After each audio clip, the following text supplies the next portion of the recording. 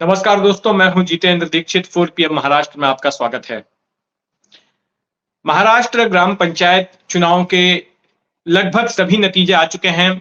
कुछ सीटों के बाकी हैं जो कि नक्सल प्रभावित इलाके जैसे गढ़चिरौली में पड़ती हैं, तो उनके नतीजे आने बाकी हैं। लेकिन मोटे-मोटे तौर पर पूरे राज्य की तस्वीर जो है वो स्पष्ट हो गई है। और जो तस्वीर सामने आई है उससे कोई पार्टियां खुशी मना रही हैं, तो कुछ पार्टियां गम में हैं। जैसा कि मैंने अपने कल के वीडियो में आपको बताया था कि चुनाव नतीजे काफी चौंकाने वाले रहे और दो तरीके से इन नतीजों ने चौंकाया। एक तो कि बीजेपी को बढ़त हासिल हुई, मराठा आरक्षण की पृष्ठभूमि में ये चुनाव हुए थे। और दूसरा कि दक्षिण भारत की पार्टी, तेलंगाना की पार्टी बीआरएस ने एंट्री की है, महाराष्ट्र में अपना खाता खोला है। तो आइए अब जानते हैं सिलसिलेवार तरीके से कि ये जो चुनाव नतीजे हैं वो किस पार्टी के लिए क्या मायने रखते हैं। तो सबसे पहले तो मैं बता दूं कि नतीजों में कौन सी पार्टी किस पोजीशन पे है, पायदान में कहां पर है। तो सबसे बड़ी पार्टी बनकर उभरी है बीजेपी। उसके बाद सबसे ज्यादा सीटें जीती हैं अजीत पवार वाली एनसीपी ने। तीसरे नंबर पर एकनाथ शिंदे वाली शिवसेना है। यानी कि ये जो तीनों पार्टियां जो राज्य सरकार में गठबंधन में हैं, इनको अच्छी खासी बढ़त मिली है और टॉप 3 पार्टियों में ये तीनों ही पार्टियां हैं। फिर इसके बाद चौथे नंबर पर आती है कांग्रेस, पांचवें नंबर पर शरद पवार वाली एनसीपी और छठवें नंबर पर पायदान में सबसे आखिर में उद्धव ठाकरे वाली शिवसेना।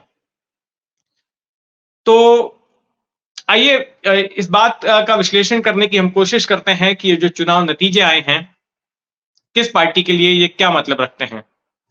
तो पहले बात करते हैं सबसे बड़ी पार्टी की, बीजेपी की।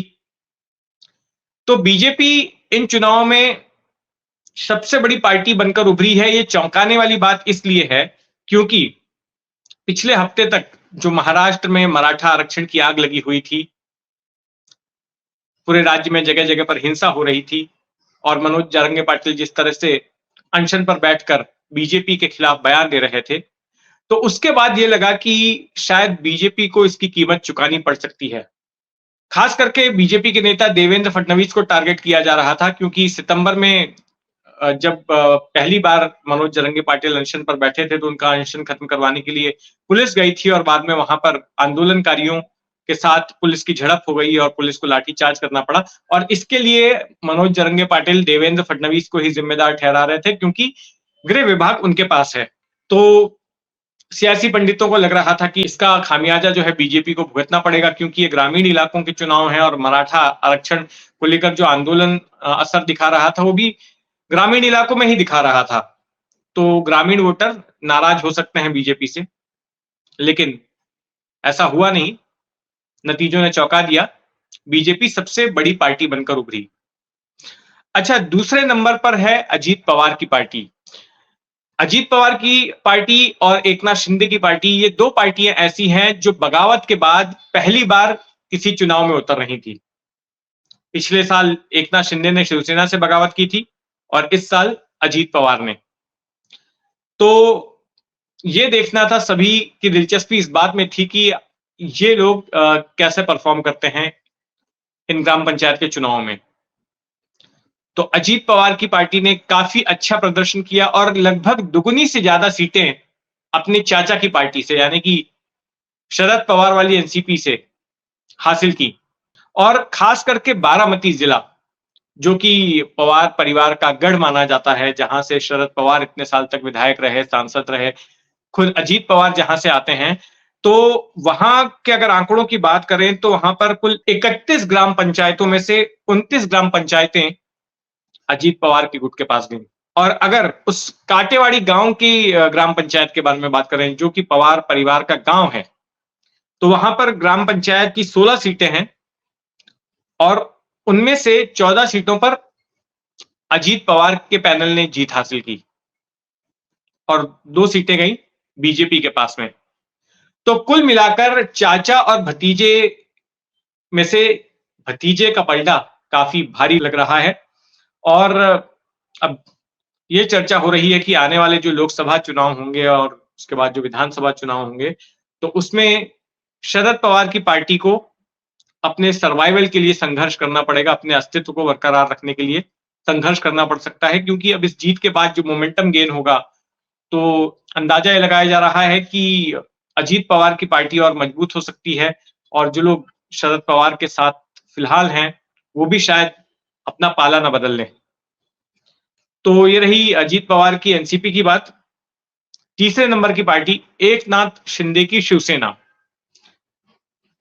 तो इस पार्टी का परफॉर्मेंस भी बगावत के बाद पहली बार इसने भी चुनाव लड़ा और इस पार्टी का परफॉर्मेंस भी चौंकाने वाला है। मूल पार्टी से, या ये कहें कि अब तो मूल पार्टी एकनाथ शिंदे की शिवसेना को ही चुनाव आयोग ने मान लिया है, उसी को दर्जा दे दिया है। लेकिन उद्धव ठाकरे से बगावत के बाद में पहली बार ये चुनाव लड़ा गया और अक्सर ये कहा जा रहा था कि हो सकता है कि एक सहानुभूति वाला फैक्टर हो, सिंपैथी फैक्टर हो उद्धव ठाकरे के साथ, जिसका फायदा उनको मिल जाए। लेकिन ऐसा हुआ नहीं और जो शिवसेना के वोट थे, वो एकनाथ शिंदे के खाते में गए, इनके पाले में गए। और ऐसा कह सकते हैं कि चुनाव आयोग के साथ-साथ अब जनता ने भी एकनाथ शिंदे की शिवसेना को ही असली शिवसेना मान लिया है।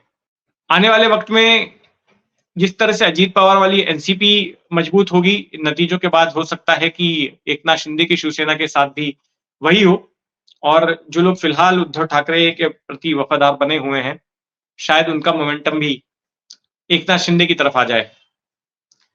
अब बात करते हैं चौथी पार्टी की, कांग्रेस की।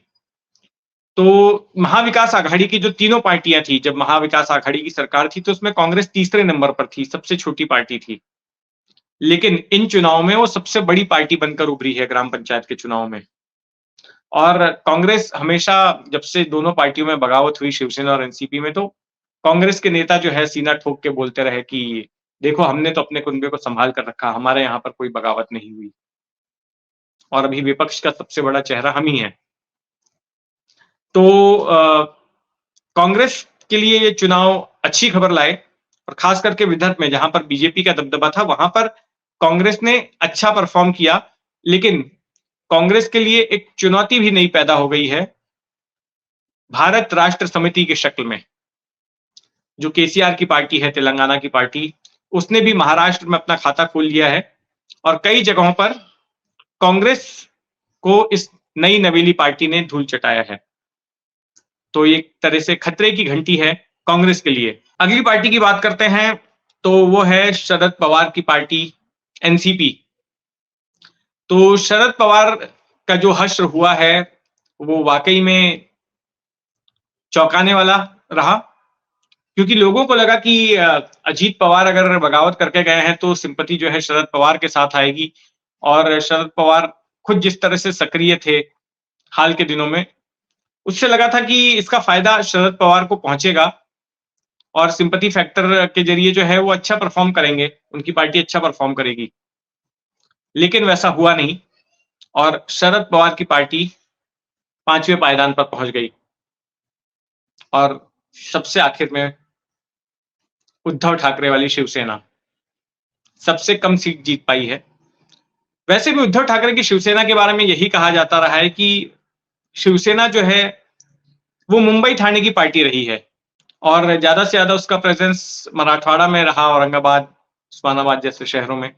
तो अगर मुंबई महानगर पालिका के चुनाव होते हैं, तो ऐसे में कई लोग अंदाजा लगा रहे हैं कि हो सकता उद्धव ठाकरे वाली शिवसेना जो है अच्छा परफॉर्म करे। लेकिन ग्रामीण इलाकों में पार्टी बेहद कमजोर साबित हुई है। तो ये नतीजे थे ग्राम पंचायत के चुनावों के और इन नतीजों के आधार पर ही अब जो अगले चुनाव होंगे, लोकसभा के चुनाव, उनकी रणनीति ये तमाम पार्टियां तय करेंगी। तो जिस तरह से ये तमाम पार्टियां अपनी राजनीति को आगे बढ़ाती हैं, अपने प्लान्स बनाती हैं, उन पर हमारी नजर बनी रहेगी। आप भी अपनी नजर बनाए रखें 4 PM महाराष्ट्र पर। और अब तक आपने अगर इस चैनल को सब्सक्राइब नहीं किया है, तो सब्सक्राइब कर लें, बेल बटन दबा दें, ताकि जब भी कोई नया एक्सप्लेनर, नया वीडियो यहाँ पर पोस्ट होता है, तो उसकी जानकारी आपको मिल सके। धन्यवाद।